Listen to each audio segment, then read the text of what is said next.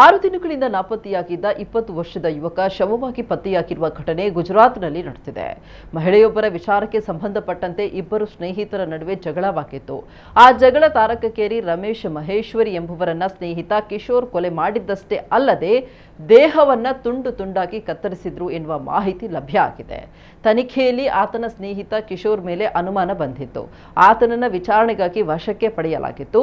ವಿಚಾರಣೆಯ ಸಮಯದಲ್ಲಿ ಪ್ರಕರಣಕ್ಕೆ ಸಂಬಂಧಪಟ್ಟಂತೆ ಅಪ್ರಾಪ್ತ ಬಾಲಕನನ್ನ ಒಳಗೊಂಡಿತ್ತು.